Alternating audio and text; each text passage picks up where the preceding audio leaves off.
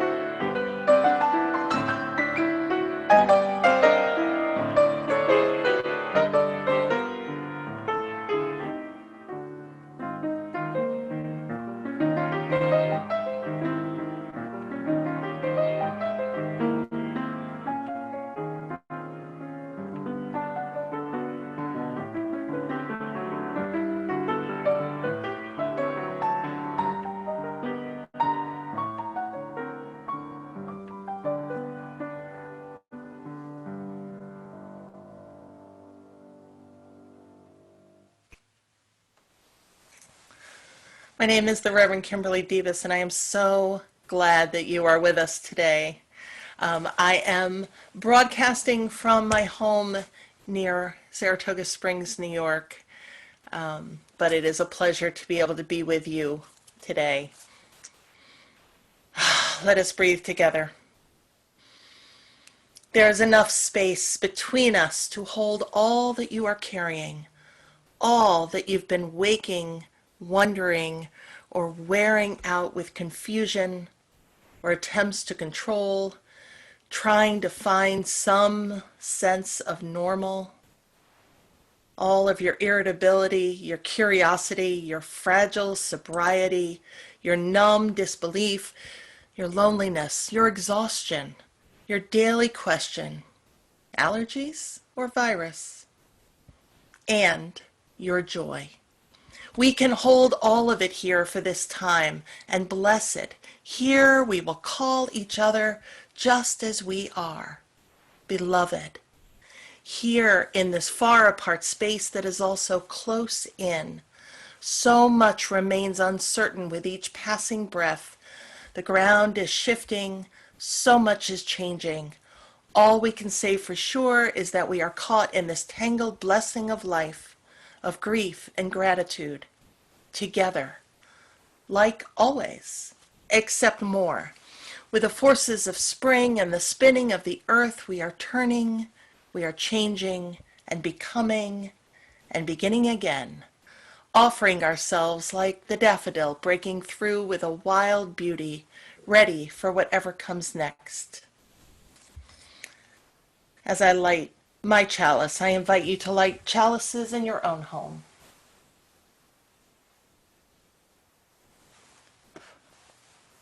Come, let us worship together.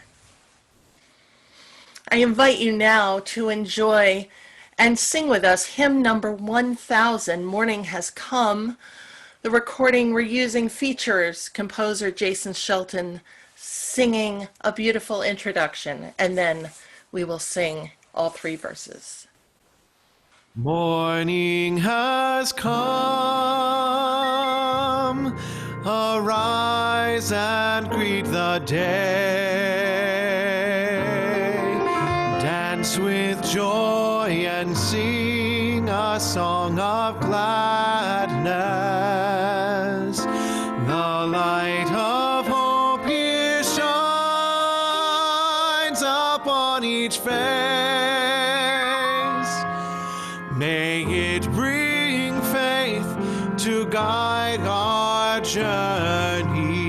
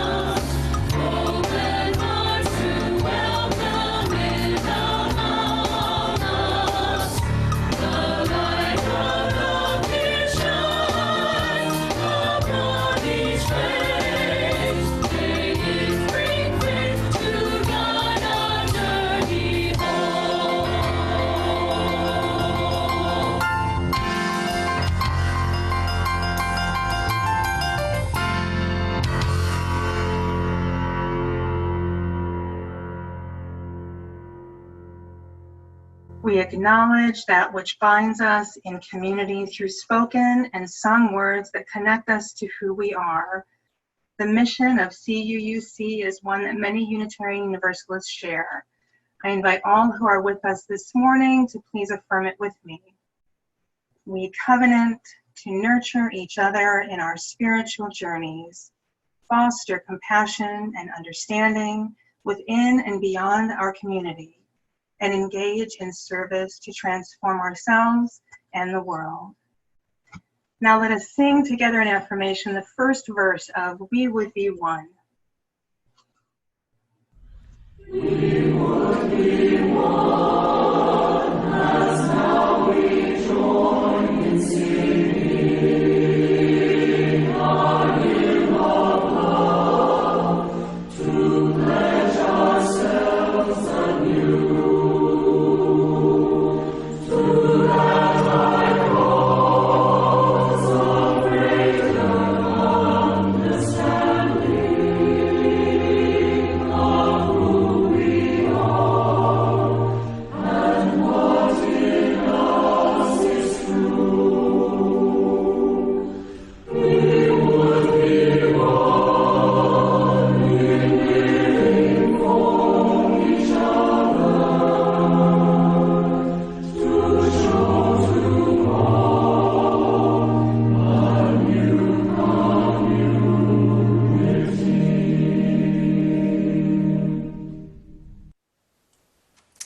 I offer these words from the Reverend Joseph Cherry as our prayer today. My prayer for you today is that you understand that you cannot be and say everything, that you are a light, a lamp in the night to help people find their way, but you cannot be their way. Remember also that a steady lamp by which others may guide their own journey is a gift from and to the universe. Be steady, but do not deny your own humanity. Do not forget to take breaks. Do not let your desire to be the steward of that lamp keep you too long from your own journey. Share the burden. Share the responsibility. Share the honor with others. May this be our prayer together. I now invite you, as you are comfortable and able, to share your joys and sorrows with those around you and in the chat. And let us remember that there are always joys and sorrows that go unspoken for many reasons. But we are not alone as we hold one another in our hearts.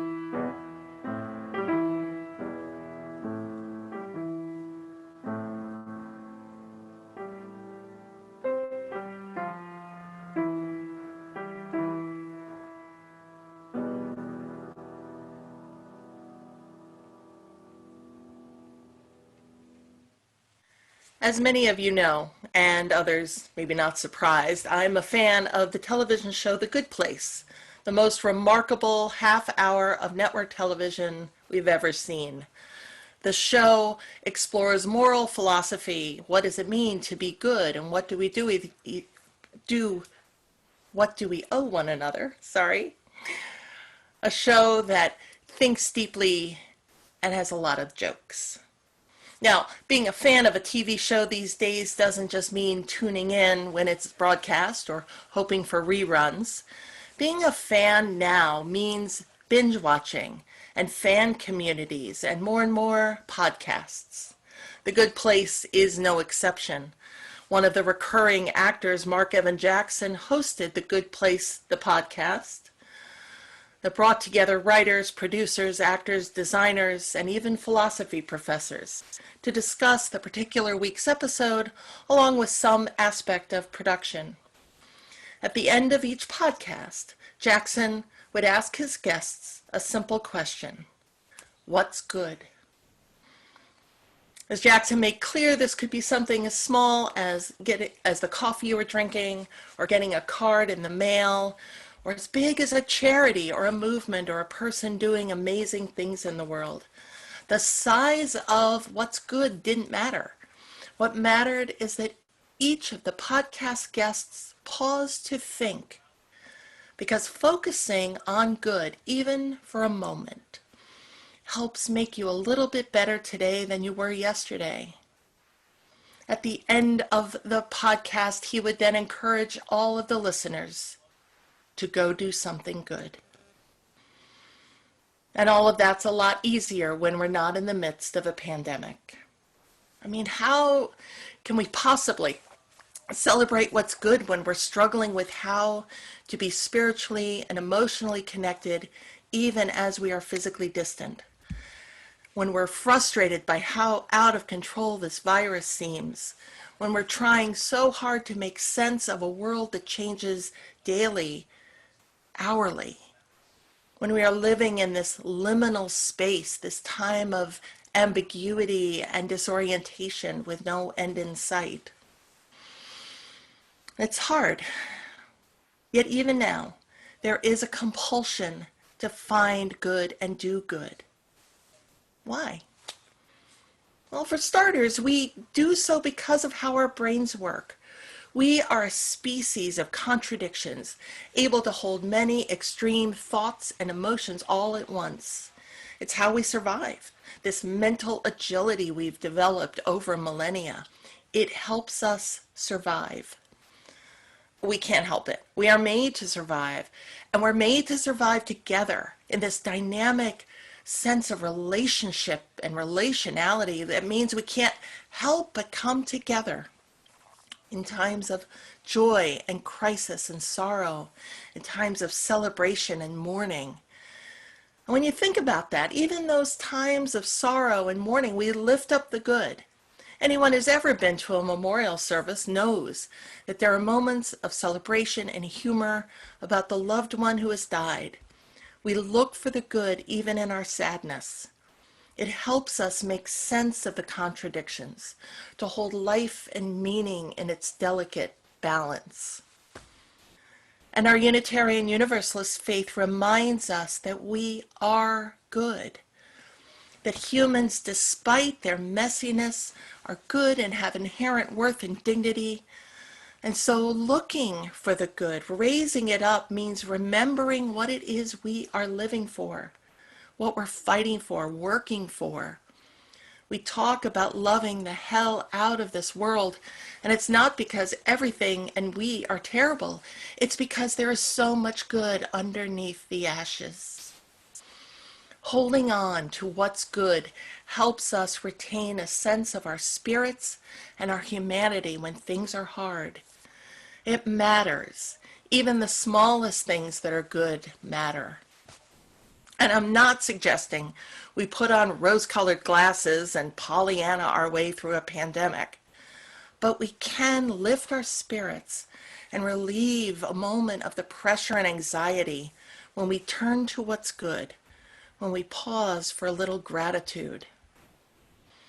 In a moment, Adam will play a short interlude, something very good, I'm sure you'll agree. And in that time, I invite you to think about what's good. It can be as small as the coffee you're drinking, or the fact that we can worship together online, or maybe it's the support this congregation is able to offer those in need. Maybe it's the strength of this community, a celebration of the caring and sharing circle of this leadership. Maybe it's even bigger than that. So think about what's good. And as you're comfortable, while Adam plays, type it in the chat box, say it to those near you. Perhaps write it down so you can look at it when things are hard.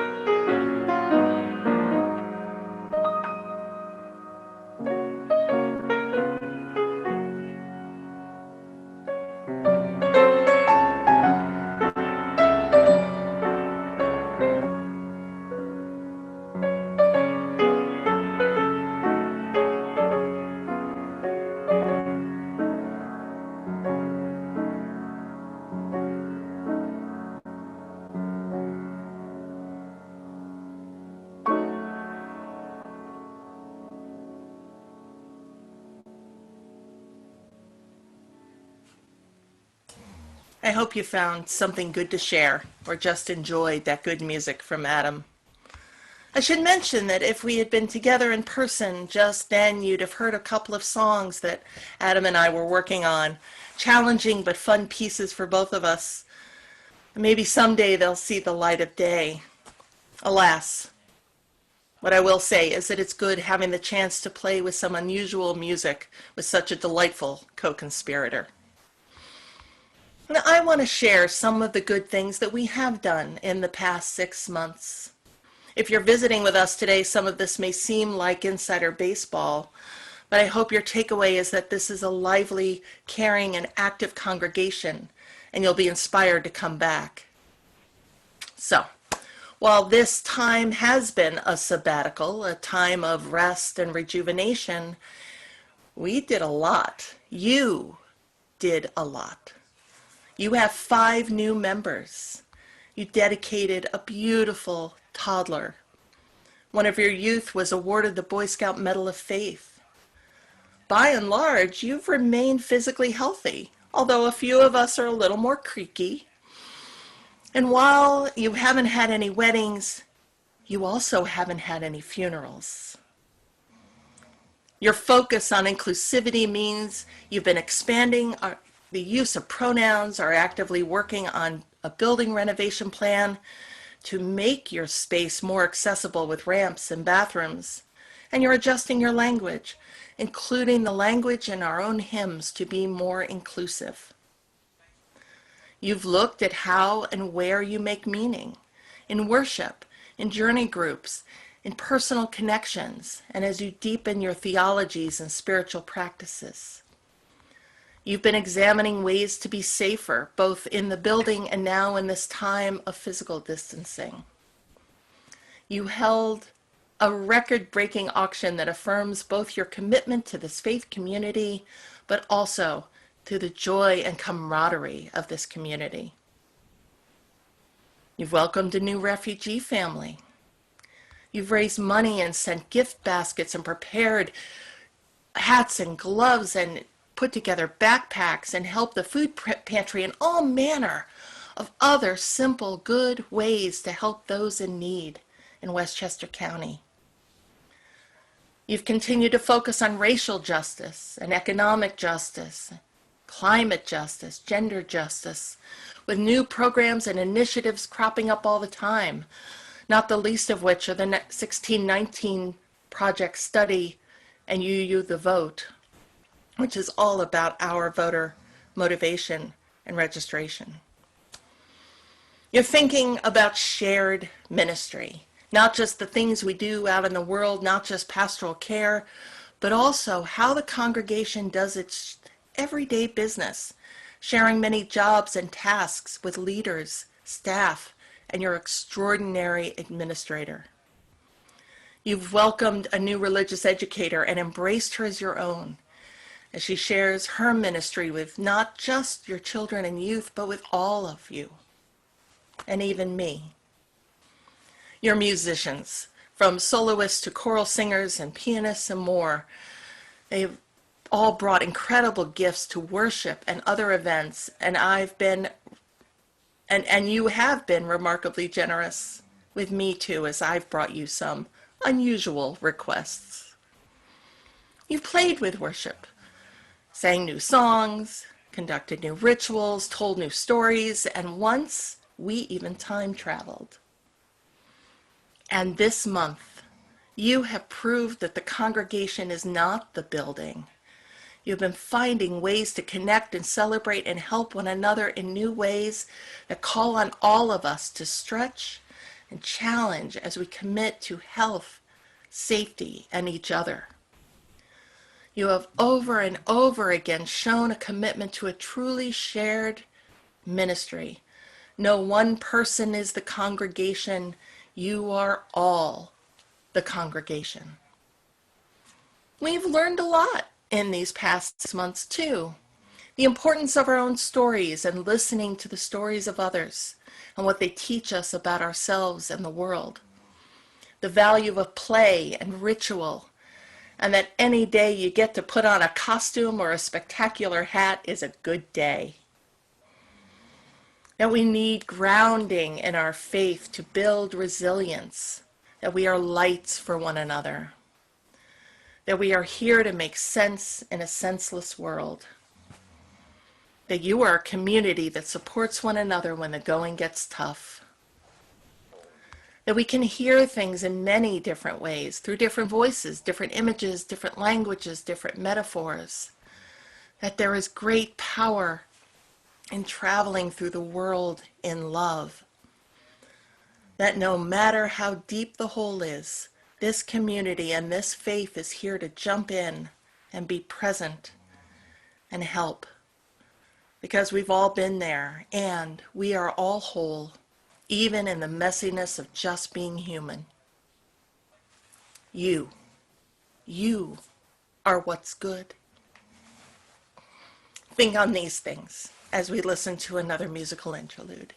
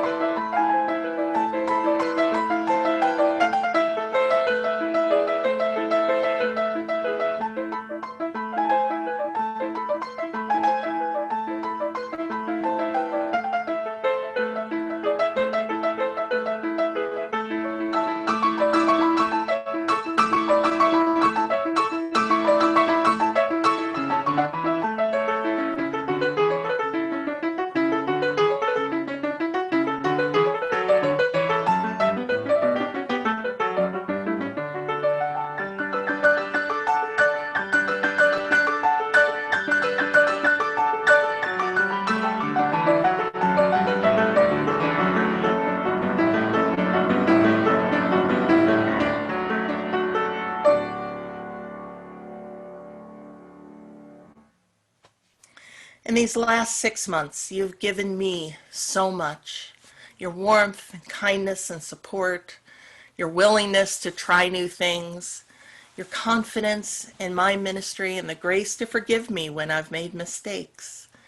And recently, you have given your agility and commitment to CUUC.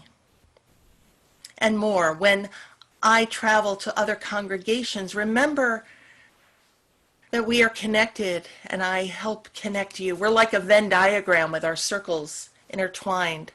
Forever you'll be connected to me and me to you, but more now you're connected to other congregations that I've been privileged to minister with and those yet to come. And I have the extreme honor to bring gifts from you to other Unitarian Universalists around the country.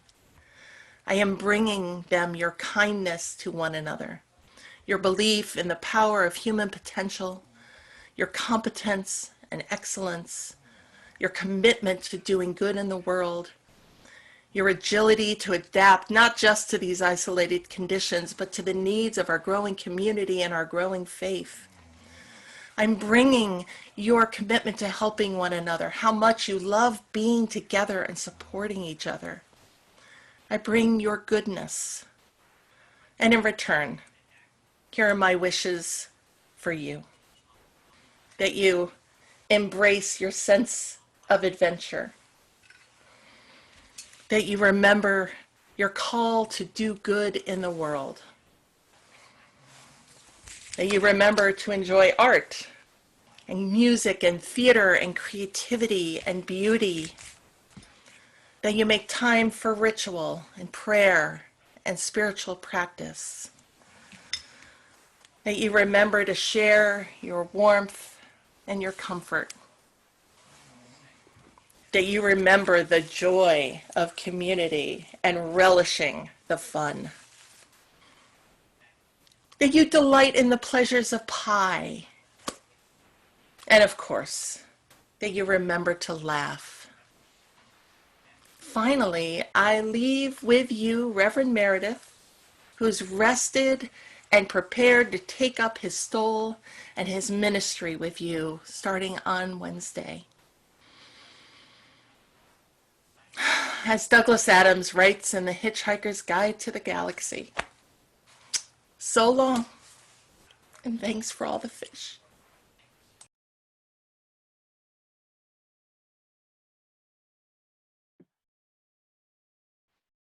I am Al Roque, the chair of the CUC Board of Trustees. On the occasion of Reverend Kimberly's last worship service with us, I wanted to express the gratitude that the board and the entire congregation feel for her leadership during these last 6 months. I also want to present Reverend Kimberly with a gift to show our appreciation. Here is a picture of Reverend Kimberly's gift. This is a photo of our UUA president, Reverend Susan Frederick Gray. And no, we're not giving the UUA president to Reverend Kimberly. We're giving her the opal chalice necklace that the president is wearing. The opal has long been associated with love and passion, which Reverend Kimberly has certainly brought to her sabbatical ministry at CUUC. The stone is also thought to act as an emotional stabilizer, which has been her gift to us in this last month when the world around us changed and we could have easily lost our footing without her leadership and swift actions. Reverend Kimberly's technical experience and agility, along with her artistic skills, were invaluable in enabling our worship to go online with short notice. Also, along with Tracy and Pam, Kimberly quickly created much virtual programming, which has kept our community connected and supported us all at a time we are in great need of connection and support.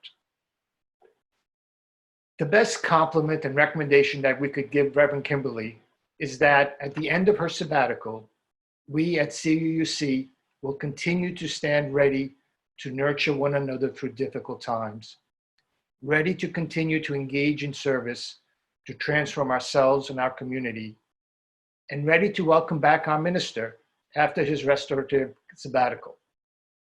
Reverend Meredith will be coming back to a community as strong and vibrant as the one he left. Reverend Kimberley closes her email messages with the word blessings, and her time at CUC has been a blessing. As she has often reminded us, we, the congregation, have been through our own sabbatical, and we have been changed. And Kimberley, I know you'll get the musical theater reference, even if it is a bit corny. We have been changed for good. And now, please join us in singing our closing hymn, Life Calls Us On.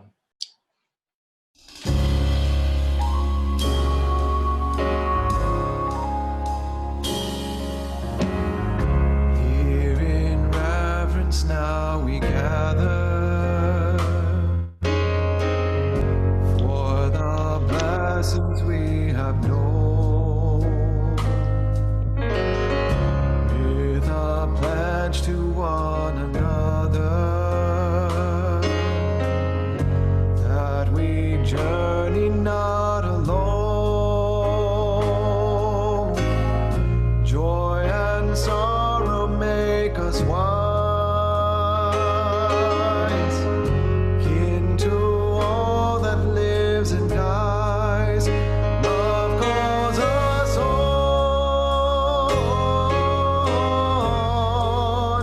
Love calls us on.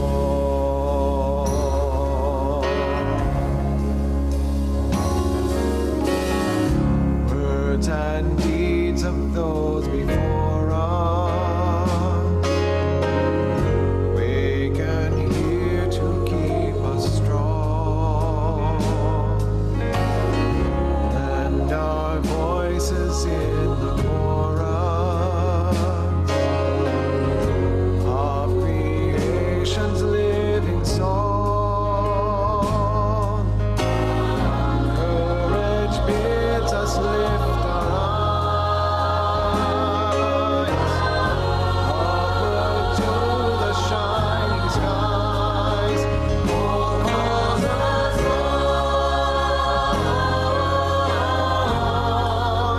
Hope calls us on.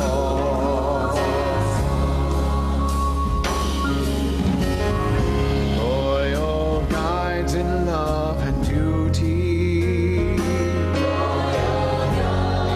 us with a trusted light.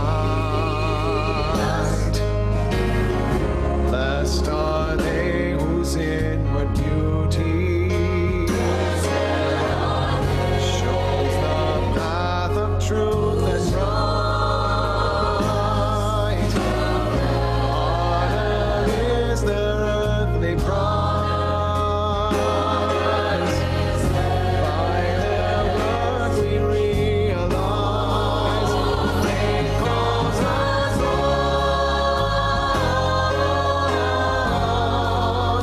Faith calls